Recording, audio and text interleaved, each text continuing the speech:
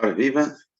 Vamos então resolver este teste tipo, de duração 1h30. A começar pela primeira pergunta, onde temos que demonstrar uma igualdade. O produto interno, dois vetores, escreves da seguinte maneira. Se nos lembrarmos, isto é uma pergunta que foi resolvida num exercício, é a identidade de polarização. Vamos aqui partilhar. Logo aqui pretende-se calcular x mais y ao quadrado e x menos y ao quadrado e relacionar com o produto interno euclidiano. O que acontece é que a norma ao quadrado ela pode escrever-se como o produto interno ao quadrado, x mais y. E aqui estou a pôr o menos, mas vamos fazer antes o cálculo com o mais. E desenvolvendo, isto vai dar x ao quadrado mais x interno y mais y interno x mais y interno y. E estas duas coisas, elas são iguais por simetria comutatividade, desculpa, do produto interno, enquanto estas coisas elas são iguais à norma ao quadrado. Logo isto vai dar simplesmente norma ao quadrado mais duas vezes xy, aqui aparece o xy ao qual nós queremos chegar, mais norma de y ao quadrado. Agora vamos ver como é que altera o sinal menos nesta expressão. Não vai alterar o sinal de x, também não vai alterar de x ao quadrado, também não vai alterar o sinal de y ao quadrado, vamos ter menos y ao quadrado, menos 1 ao quadrado é igual a 1.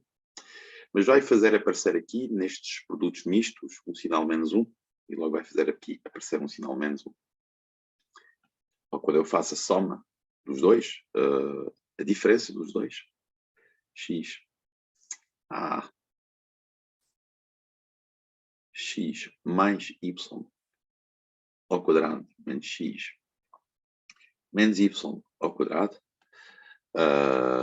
as normas ao quadrado vão cortar e vamos ficar com 4 vezes x vezes y, que é aquilo que se pretende, porque o 4 podemos fazê-lo passar do outro lado, e vai fazer aqui a dividir por 4, aqui a dividir por 4, e podemos fazer entrar nos quadrados. Isto vai ser igual, vai implicar que a norma de xy é igual a x mais y sobre 2, 2 ao quadrado é igual a 4, menos x menos y sobre 2 ao quadrado.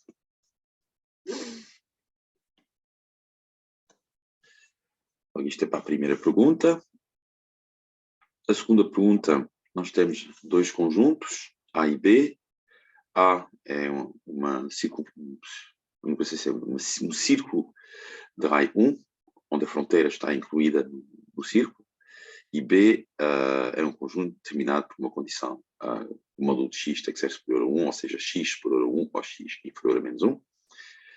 Quando temos este tipo de pergunta, temos que sempre representar os conjuntos. Logo aqui, vamos representar o conjunto A, da cor vermelha. Tentamos fazer uma circunferência mais ou menos circular. E o conjunto A vai ser a circunferência e a fronteira. O conjunto B, como nós vimos, é x superior a 1, estritamente superior a 1. O conjunto B vai ser limitado aqui pela reta x igual a 1. Esta reta não pertence ao conjunto. Vai ser a fronteira do conjunto.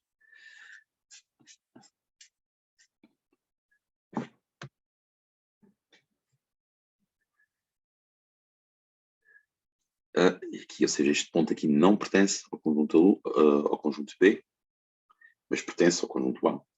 E da mesma forma, do outro lado, aqui, temos x igual a menos 1, e o conjunto B vai ser representado desta maneira. Bem, então, o que é que eles perguntam? O interior da A. Bom, o interior da A vai ser a circunferência aberta. O interior da A é simplesmente x ao quadrado mais y ao quadrado inferior a 1. E a fronteira de B, como nós vimos, vai ser estas retas, vai ser a reunião das duas retas. A fronteira de B é simplesmente a reunião da reta x igual a 1 com a reta x igual a menos 1. Já agora, a gente lembramos muito brevemente porque é que estes pontos são fronteiras. Eles são fronteiras porque se eu faço uma pequena vizinhança num ponto desses, qualquer vizinhança num ponto desses vai interceptar o complementar e o conjunto. Depois eles pedem para mostrar que A é compacto. A compacto simplesmente porque, claramente, A é fechado e limitado. Ele é fechado porque o A é igual à aderência do A. E a aderência do A é o interior reunido com a fronteira. E a fronteira do A é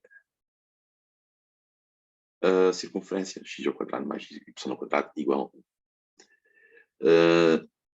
Eles também querem que a gente demonstre que o conjunto B não é conexo por arcos.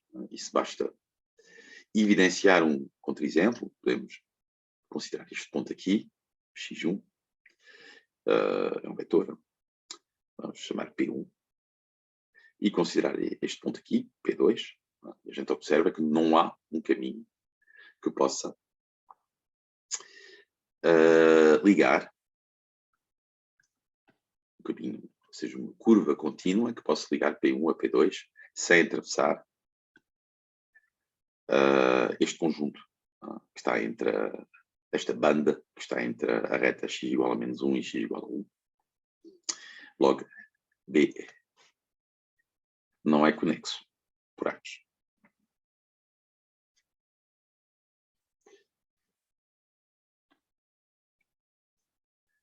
Pergunta seguinte sobre limites e continuidade. Então temos uma função de R2 para R. Temos que determinar o domínio e justificar que a função é contínua. Logo aqui podemos observar que há duas condições, há dois termos na expressão do H que condicionam o domínio, a definição do H, que vai ser a raiz, e o facto de termos um denominador que tem que ser não nulo. Para justificar que a função é contínua, bem, nos seus domínios, a função H é composta de funções que nos seus domínios são contínuas. Então, vamos escrever isso.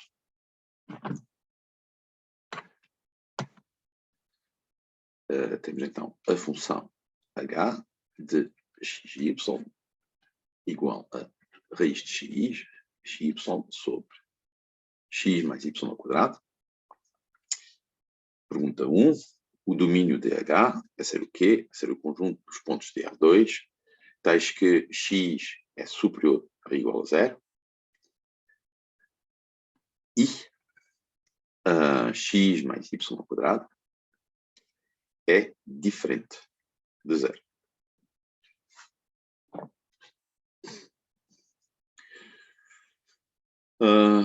Já agora, esta condição x mais y ao quadrado é diferente de 0, tendo em conta que o x é superior ou igual a 0, então esta expressão vai ser sempre superior ou igual a 0, para ser nula, os dois termos têm que ser nulos, ou seja, com o x igual a zero, x mais y ao quadrado, superior igual a zero, x mais y ao quadrado igual a zero, quer dizer que x é igual a zero e y é igual a zero. Logo, o que é que vai ser o domínio da função h? Vai ser simplesmente R2, excepto a origem, 0, 0. Estou a dizer mais neira, não é isso. Vai ser o conjunto do x, tal que x é estritamente superior a zero. Porque é a interseção destas duas condições. Ou seja, temos de ter x superior ou igual a zero, interseção x mais y ao quadrado, diferente de zero. E um ponto que está nessa interseção, ele só é nulo se o y é igual a zero. Porquê que a função é contínua? H é contínua em DH, simplesmente porque é composta de funções contínuas em DH. Não estou a dizer aqui as neiras. Se x é igual a zero. Portanto,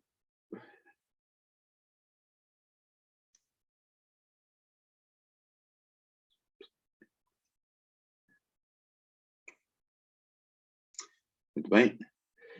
Depois temos a segunda pergunta, que é verificar que esta função não tem limite em 0, 0. Aqui vamos voltar rapidamente ao enunciado. Sugestão, verifique que não tem limite em 0, 0. E temos aqui uma sugestão, estude o limite em 0, 0 ao longo da parábola x igual a y ao quadrado. Muito bem. Logo, por regra geral, quando vocês têm uma sugestão, usam sempre a sugestão. Logo, aqui o que eles nos estão a dizer é para estudar h de x e y quando x, desculpa, é igual a y ao quadrado. Logo, isto reduz a estudar o limite da função y ao quadrado y. E isso, quando a gente substitui na expressão da função, vai nos fazer aparecer y ao quadrado, raiz de y ao quadrado, vezes y, sobre 2y ao quadrado.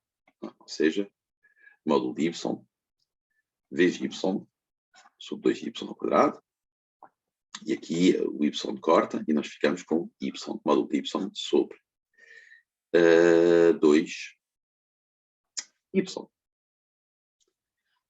nós lembramos que o x ele é necessariamente positivo, o y é necessariamente diferente de zero, e que quando nós vamos fazer o limite, quando o y tende para zero, por valores estritamente positivos ou por valores estritamente negativos, o módulo de y vai ser igual a y por valores positivos, isto vai tender para mais 1/2, e quando o y é negativo, ou seja, quando o y tende para zero por valores negativos, o módulo de y vai ser igual a menos y, isto vai tender para menos 1/2. Obtemos dois limites relativos diferentes. Logo, H não tem limite em 0, 0. Muito bem. Vou voltar aqui ao enunciado. Logo, depois da continuidade e dos limites, vamos estudar a diferenciabilidade. Logo, temos aqui uma função que é definida por ramos, um ramo diferente da origem e vale 0 na origem. E nós queremos demonstrar, por definição, que ela tem derivadas parciais e que essas derivadas parciais valem 1. Bem, voltando aqui ao quadro, vamos eliminar isto. Logo aqui, a função, como eu disse, vamos escrevê-la, só para nos familiarizarmos é ela, 0, 0, x mais y mais logaritmo de módulo de x mais módulo de y vezes x ao quadrado mais y ao quadrado. É um belo comboio. E lembramos que df sobre dx em 0, 0, por definição, se existir, é igual ao limite. Então, se esse limite existir, quando h tende para 0, de h diferente de 0, já agora, de 1 sobre h vezes f de h0 menos f de 0, 0. Bem, f de 0, 0 ele vale 0, é este ramo, e como h0 é diferente de 0, 0, esta parte da expressão vai ser determinada pelo segundo ramo. Logo, nós temos que para h diferente de 0, f de h0 menos f de 0, 0 sobre h vai ser igual a, então, h mais logaritmo de módulo de h vezes h ao quadrado sobre h. Isto vai ser igual, corta o h, a 1 mais h logaritmo de módulo de h. E isto tende para 0. Quando h, desculpa, isto tende para 1. Quando h tende para 0, por causa do limite notável. O limite quando x tende para 0 mais, de x logaritmo de x ser igual a 0. Reparamos que a derivada parcial em ordem y em 0, 0 também vai ser igual a 1. Porquê? Simplesmente porque, na verdade, o termo f de h0 é igual a f de 0h, por simetria da função. Vocês percebem que se a gente fizer uma transposição, uma permutação de x e y, substituirmos x por y e y por x, a expressão não vai mudar. Esta função, na verdade, ela satisfaz esta propriedade, f de y de x. É simétrica. Logo, o cálculo que nós vamos fazer para calcular a derivada parcial em ordem y é idêntico.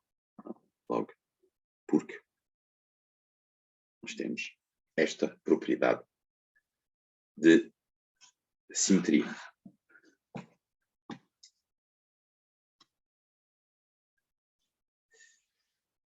Justifico que f é diferenciável em 0, 0, e dou aqui uma desigualdade que nós podemos usar.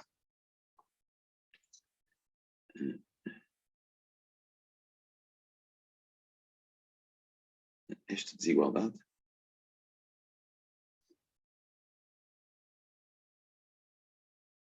E agora, porquê que esta desigualdade é verdadeira?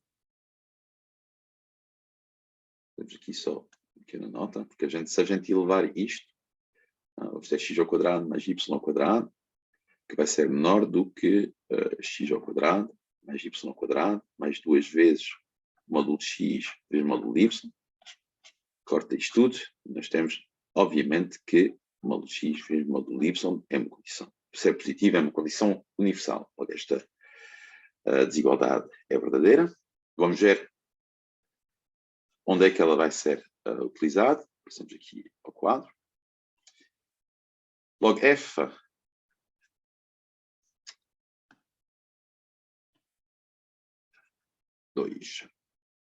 f diferenciável em 0, 0 é caracterizado por duas condições. Existe o gradiente de f em 0, 0. Isso nós já temos, calculamos as derivadas parciais na pergunta anterior. O gradiente vai ser o vetor 1, 1. As derivadas parciais são igual a 1, 1. E também temos que o resto, epsilon de hk, que é igual a f de hk menos f de 0, 0 menos gradiente de f em 0, 0 produto interno com hk, satisfaz a propriedade que, quando eu divido por h ao quadrado mais k ao quadrado e faço tender para 0, 0, tende para 0. Logo é isso que nós queremos verificar aqui. É esta propriedade do resto que temos que verificar aqui. Logo vamos escrever essa expressão com as informações que nós temos.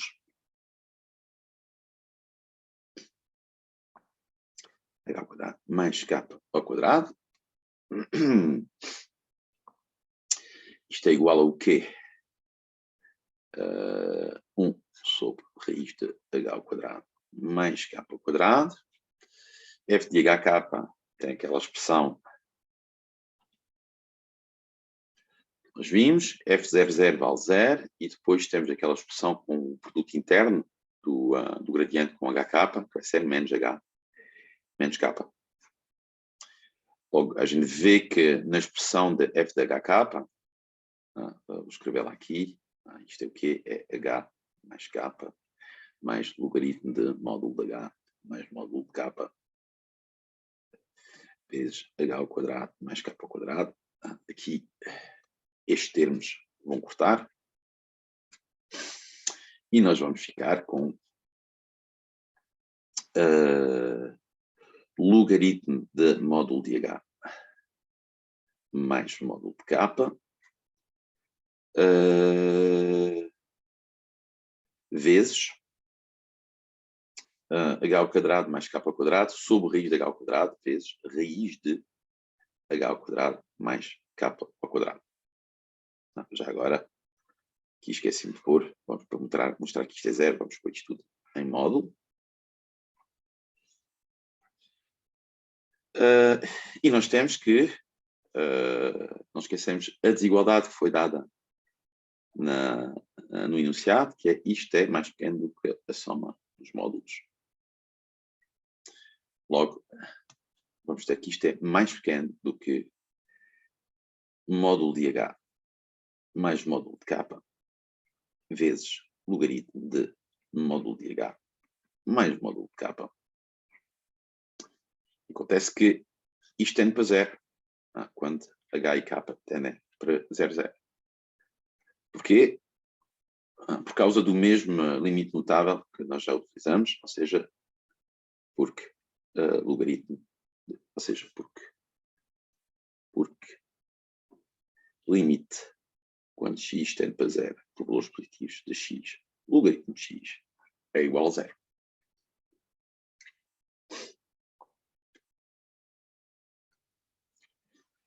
Pergunta 3. Então temos uma função de gama de R por R2 que satisfaz estas propriedades e queremos calcular a derivada da composta. Logo, a pergunta 3 vai ser uma aplicação da regra da cadeia. Logo, temos, recapitulando, temos R por R2, que é a função gama, depois temos de R2 para R, que é a nossa função F. Nós sabemos que F é diferenciável em 0, 0. E sabemos que a derivada do F, ou seja, o gradiente F em 0, 0 é o vetor 1. E sabemos, pelo enunciado, que gama de 0 é igual a 0, 0. Nota-se que é o ponto onde a função f é diferenciável e que gama' de 0, ou seja, é diferenciável em 0 e gama' de 0 é igual ao vetor menos 3, 4. Logo, o que é que vai ser? A derivada de f após gama, linha em zero, é aquilo que a gente chama o jacobiano desta função, f de gama em zero, e pela regra da composta, a regra da cadeia,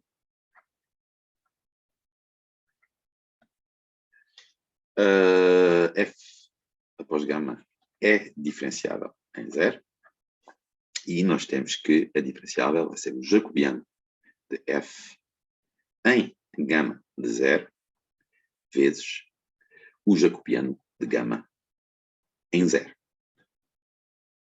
Só que aqui, obviamente, o que é que vai ser o jacobiano de gama em zero? Vai ser simplesmente a derivada do vetor gama, da função vetorial gama. E o que é o jacobiano, ou seja, a derivada de f em gama de zero? Nós vimos que a gama de zero, por esta hipótese, é 0, 0. Vai ser simplesmente o gradiente de f em 0, 0. Isto vai ser igual ao produto interno do vetor 1, 1 com o vetor menos 3, 4. Menos 3 mais 4 vai ser igual ao 1.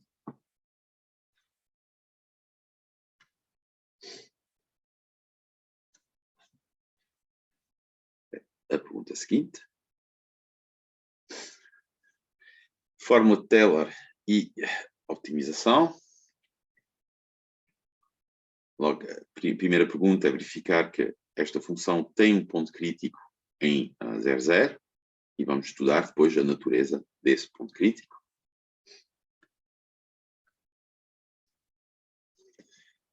Logo, qual é a função? Gama de xy igual a x quadrado mais y quadrado mais cosseno de xy. E dizer que ela tem, esta função é claramente infinita, ou seja, é diferenciável, é continuamente diferenciável a qualquer ordem. E queremos verificar que 0, 0 é um ponto crítico, ou seja, que o gradiente de g em 0, 0 é igual a 0. Logo, o que é o gradiente de g num ponto genérico, xy? É o vetor das derivadas parciais da f, em ordem x e em ordem y. Logo, em ordem x vai dar 2x, derivada de cosseno de xy em ordem x, a derivada de xy em ordem x vai ser y. Depois a derivada de cosseno, a gente sabe que é menos seno em xy, a aplicação da regra de cadeia. E de forma simétrica, mais uma vez, para a derivada em ordem y, vamos ter 2y menos x seno de xy. Claramente, isto implica que o gradiente em 0, 0, aqui era uma pergunta, em 0, 0, vai ser igual a 0. O vetor nulo 0. Logo, 0, 0 é ponto crítico. Logo, a segunda pergunta é a natureza desse ponto crítico. Logo, a ideia aqui é fazer, utilizar a fórmula de Taylor.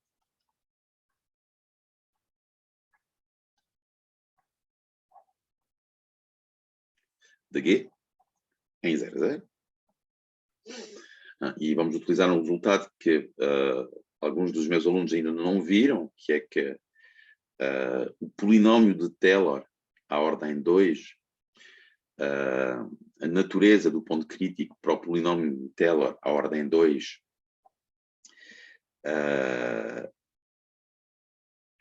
coincide com a natureza do ponto crítico da função G. Aqui vou escrever as coisas. Vou escrever o polinómio Taylor em 0 da função G vai ser G de 0, 0 mais gradiente de G em 0, 0 vezes o vetor xy. Nós vimos que 0,0 é um ponto crítico, logo isto é igual a 0, mais, logo isto é uma aproximação, mais o termo da derivada segunda, que é a matriz hessiana, ou seja, temos aqui o vetor linha xy, que é transposta do vetor coluna, vezes a matriz hessiana, que é G, em 0,0 vezes xy, vetor coluna, e o que nós temos é que a natureza de 0,0 como ponto crítico,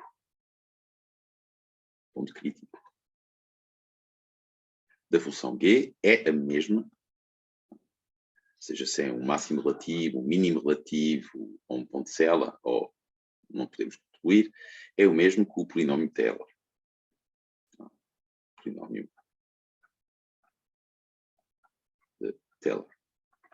Logo, há essencialmente duas maneiras de proceder aqui, que é calcular a matriz hessiana. Aqui eu posso relembrar que a matriz hessiana de G num ponto genérico xy é a matriz das derivadas segundas, dx2, d2f, dx, dy.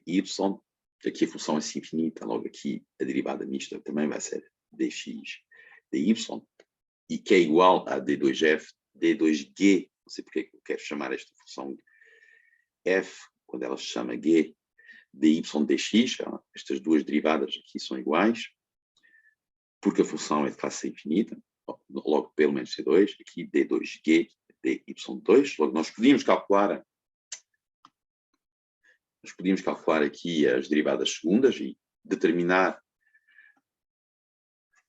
a matriz hessiana em 0,0 para poder concluir, mas nós podemos também, aqui, e é isso que eu vou escolher fazer, observar que g de xy é igual a x² mais y² mais cosseno de xy, e nós temos o polinómio de Taylor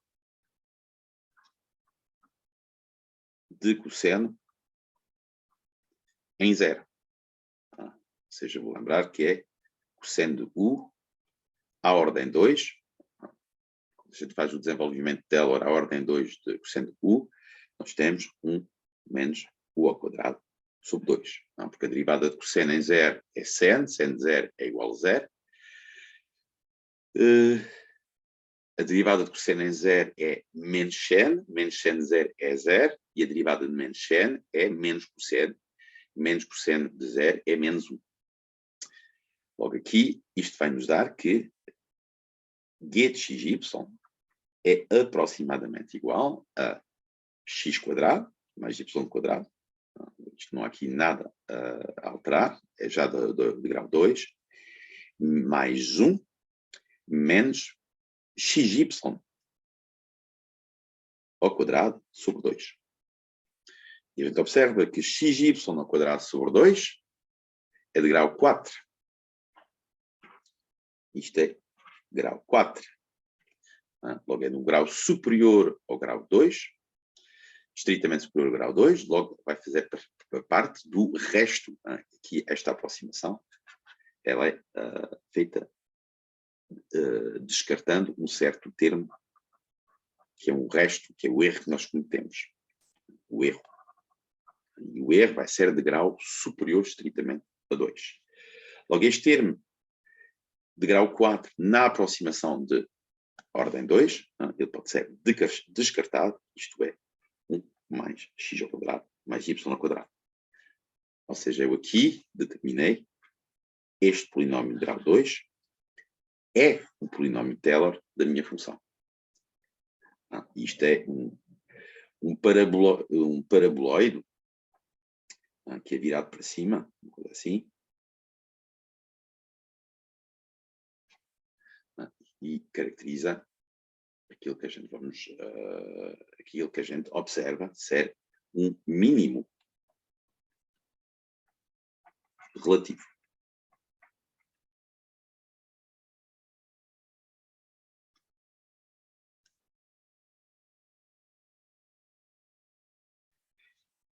Para a pergunta 2, também é uma matéria que nós ainda não vimos, pelo menos nas minhas aulas teórico-práticas, e eu acho que a Semente também ainda não abordou essa parte da matéria, que são os extremos condicionados. Logo, o que nós temos aqui, vou relembrar muito brevemente a teoria. O que nós temos aqui é uma função, logo f de xy, que é C1, e queremos estudar os extremos desta função, extremos de f, condicionados pela condição x² mais y² igual a 1, que é uma condição, não sei como é que ainda não escrevemos a semente sobre esta parte de matéria, que nós vamos escrever da forma g de xy igual a 0. G de xy é x² mais y² menos 1, por exemplo.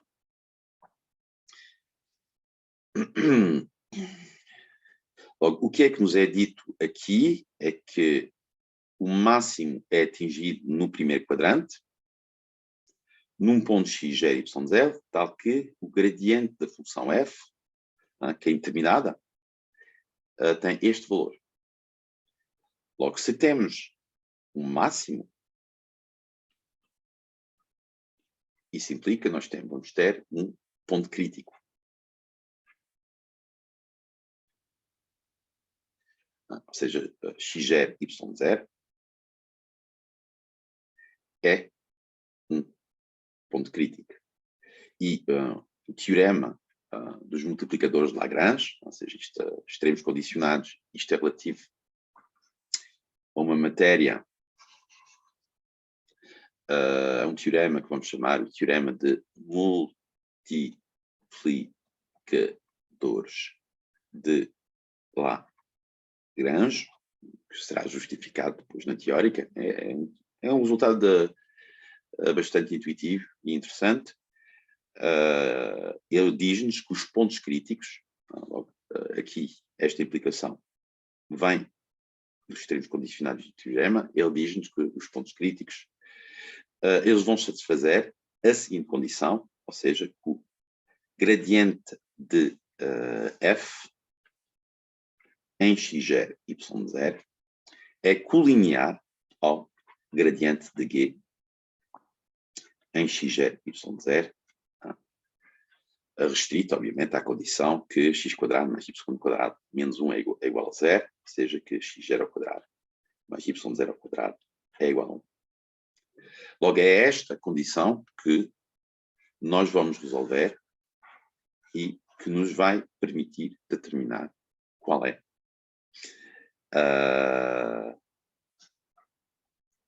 o ponto de R2, onde, ou seja, o ponto desta circunferência, onde f vai atingir o seu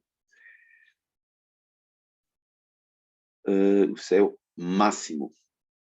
Estamos aqui ao quadro. Logo, eu vou voltar aqui a escrever. Nós temos que o gradiente de f nesse máximo é igual a 1 raiz de 3.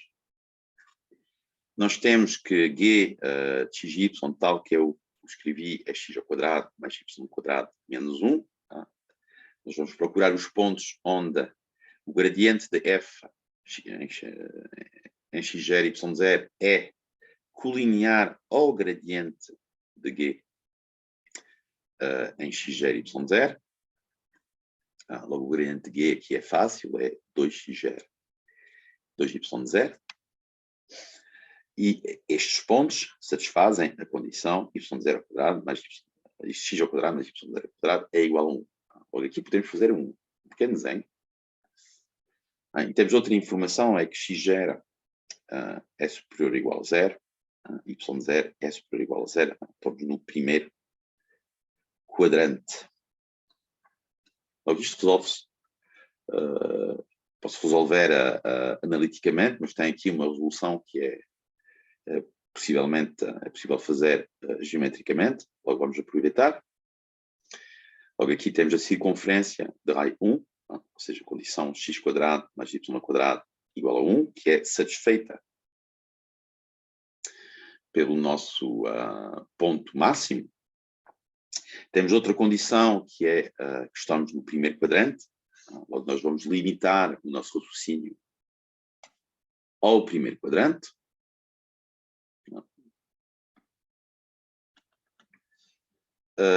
Podemos representar o vetor gradiente. Então, este vetor é o quê? É fácil de ver, por exemplo, que é 2 vezes 1 meio raiz 3 sobre 2. E 1 meio raiz 3 sobre 2 vai ser o vetor que vai corresponder, logo aqui, se eu não estou enganado, o cosseno é mais pequeno que o cosseno. Isto vai corresponder ao ângulo π sobre 3. Vou aqui apresentar. Ele tem comprimento 2 vezes este vetor. Isto corresponde ao ângulo π sobre 3. Não é... Sim, vai ser útil se a gente saber que é π sobre 3. E nós procuramos um vetor G, tal que o gradiente seja colinear a este vetor. Procuramos um vetor G, tal que estes dois vetores sejam colineares. Isso quer dizer que o vetor G, onde é que ele se coloca? Ele coloca-se paralelamente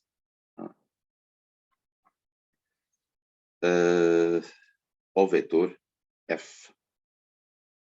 Logo aqui é, por exemplo, uma representação possível do vetor G, que é uma representação do vetor F. Gradiente F. Muito bem.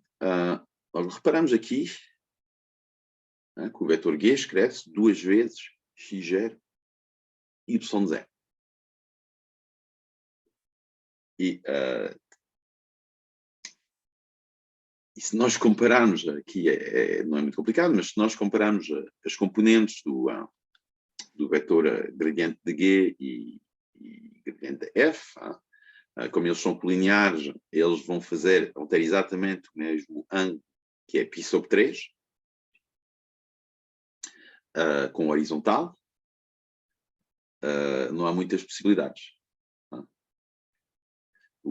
Estes dois vetores, na verdade, eles não só são colineares, mas têm que ser iguais. Ou seja, para serem colineares, é isso que eu quero dizer, para serem colineares, para gradiente de F e gradiente de G serem colineares, como eles fazem o mesmo ângulo com a horizontal, o ângulo π sobre 3, e como o F escreve-se 2 vezes desta maneira, eles têm que ser iguais aqui, neste centro. A gente percebe que o único ponto, outra forma, sim, eles têm que ser iguais, mas outra forma de dizer é que o único valor de x0 e y0 que vai dar um vetor G que faz um ângulo π sobre 3 com a horizontal, vai corresponder a x0, y0 é igual a 1 meio e raiz 3 sobre 2. Não esqueçam que este ponto aqui, ele tem coordenadas 1 meio e raiz de 3 sobre 2. E o vetor que nós estamos à procura, ele vai ser 2 vezes. Tem que ser 2 vezes esse ponto. Logo, eu sei que eu aqui não expliquei muito bem, mas é mesmo só um raciocínio geométrico. Ou seja, eu conheço o vetor gradiente de F, recapitulando, o vetor gradiente F, ele escreve-se como 2 vezes este vetor. Eu sei calcular o gradiente de G, é 2 vezes x0, y0, e os dois vetores, gradiente de F e gradiente de G, têm que ser colineares. Logo, a única possibilidade é quando, ou seja, o que eu estou a dizer é que este vetor, ele faz um ângulo π sobre 3, com horizontal.